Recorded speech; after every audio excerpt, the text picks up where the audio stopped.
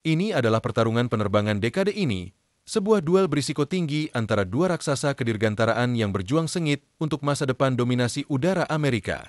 Beberapa bulan yang lalu, seluruh program NGAT, Next Generation Air Dominance, berada di ambang pembatalan, dibayangi oleh B-21 Raider yang siluman dan meningkatnya fokus pada pesawat tak berawak. Pertanyaan yang muncul adalah apakah era jet tempur berawak akan berakhir secara tiba-tiba dan apakah NGAT akan dihapus demi strategi baru. Namun, setelah spekulasi yang terus-menerus dan perdebatan sengit, keputusan akhirnya dibuat. Boeing dengan penuh kemenangan mengamankan kontrak monumental senilai $20 miliar untuk membangun F-47, yang juga dikenal sebagai pesawat tempur NGAT. Program ini menghembuskan kehidupan baru ke dalam komitmen Amerika untuk pesawat tempur berawak, dan kemenangan ini tidak hanya menandai kebangkitan Boeing, tetapi juga berpotensi membentuk kembali lintasan peperangan udara itu sendiri. Jika Anda mengikuti saluran saya, Anda tahu kami telah melacak dengan cermat perjalanan NGAT, pesawat tempur generasi ke-6 yang futuristik dan diselimuti kerahasiaan. Pesawat ini lebih dirahasiakan daripada Area 51 itu sendiri dan dirancang untuk melampaui bahkan F-22 Raptor yang legendaris. Namun, jalan Boeing menuju kemenangan tidaklah mudah. Dengan berbagai kemunduran baru-baru ini, Boeing sangat membutuhkan kemenangan ini untuk merebut kembali warisan mereka. Meskipun demikian, pertanyaan tetap ada. Berapa banyak dari jet tempur F-47 mutakhir ini yang benar-benar akan melambung ke produksi? Menariknya, penunjukan 47 mungkin bukan kebetulan, melainkan anggukan yang disengaja kepada Presiden saat ini. Kencangkan sabuk pengaman, penggemar penerbangan, karena taruhannya tidak pernah lebih tinggi, dan ini adalah cerita yang tidak ingin Anda lewatkan. Kita baru saja melihat sekilas F-47 atau apa yang kita yakini sebagai NGAT, dan tampaknya memiliki kulit berlapis putih yang mirip dengan B-21 Raider. Terakhir kali ada prototipe Boeing dengan kulit yang lebih terang, itu tidak berjalan dengan baik. Semoga kali ini berbeda. Karena kita belum tahu persis seperti apa bentuk akhirnya, saya akan menggunakan beberapa model 3D yang merupakan tebakan terbaik dari apa yang kita ketahui sejauh ini. Sebelum kita masuk ke detail NGAT, mari kita bicarakan arti dari kemenangan kontrak pertahanan ini bagi Boeing. Memenangkan kontrak apapun adalah monumental. Itu dapat mengamankan masa depan perusahaan dan memastikan stabilitas bagi karyawan selama beberapa dekade.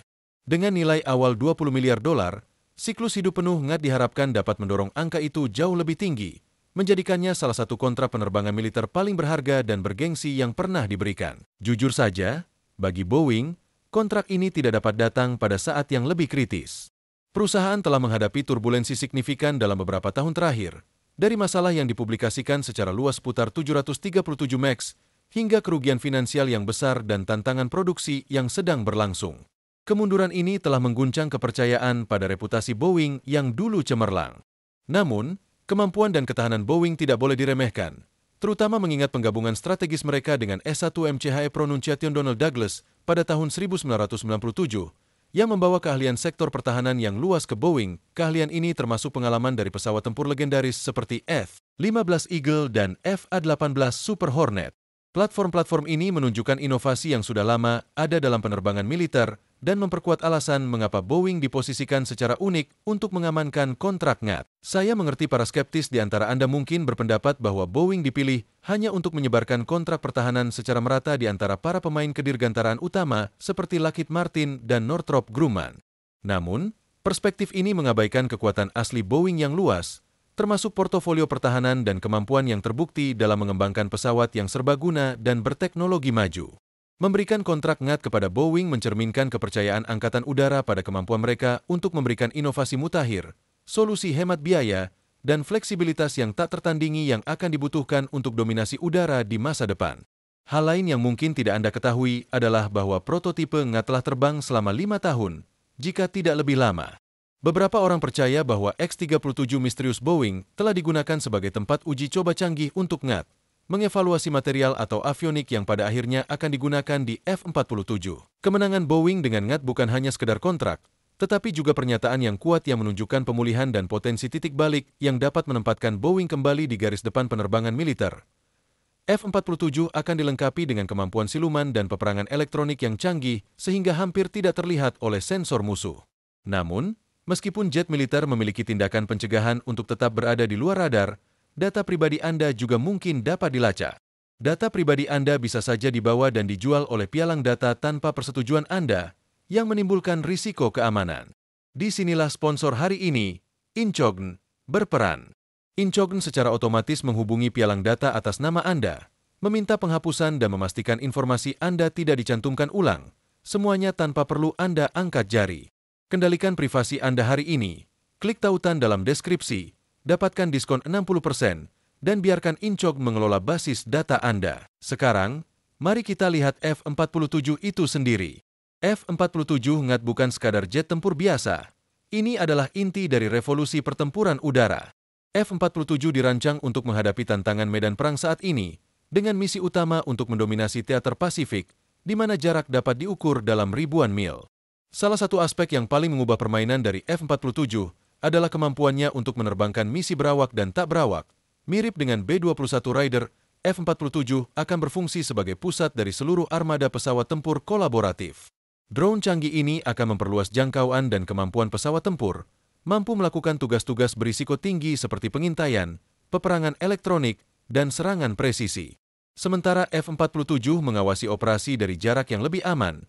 Ini bukan hanya tentang teknologi, ini tentang menulis ulang aturan peperangan udara. Dalam beberapa tahun terakhir, kita telah melihat apa yang dapat dilakukan drone kecil yang siap pakai. Bayangkan apa yang dapat dilakukan drone tempur yang dirancang khusus untuk pertempuran. Lalu bayangkan lusinan dari mereka dikendalikan oleh satu F-47.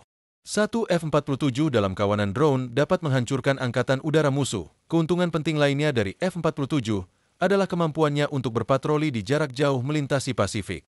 Jangkauan pesawat yang diperpanjang mengurangi kebutuhan untuk pengisian bahan bakar udara, yang berarti misi berlangsung lebih lama dengan waktu respons lebih cepat, memberikan keuntungan strategis bagi Amerika bahkan di wilayah di mana pangkalan yang ramah sedikit dan berjauhan. Mengenai penunjukan 47 untuk pesawat tempur ngat, banyak penggemar penerbangan berspekulasi bahwa 47 adalah anggukan halus kepada presiden kita saat ini, Joe Biden, yang merupakan presiden ke-46. Ini menciptakan paralel menarik antara proyek militer besar dan warisan presiden. Meskipun belum ada konfirmasi resmi tentang hubungan simbolis ini, spekulasi semacam ini menambah misteri dan intrik seputar pesawat tempur terbaru Amerika. F-47 ngat bukan hanya jet tempur canggih lainnya. Ia adalah perubahan dramatis yang selaras dengan ancaman yang berkembang yang dihadapi militer AS saat ini. Faktanya, paralel paling langsung yang dapat Anda buat adalah J-20 Cina yang terbang baru-baru ini. F-47 menandai kembalinya Boeing ke garis depan inovasi pertempuran udara dan menegaskan kembali komitmen Amerika untuk mendominasi udara selama beberapa dekade mendatang. Dengan Boeing kini memimpin proyek pesawat tempur ngat, Lockheed Martin memproduksi F-35 Lightning yang telah terbukti, dan Northrop Grumman menangani B-21 Raider, masing-masing raksasa kedirgantaraan Amerika memiliki peran penting dalam membentuk pertahanan negara kita.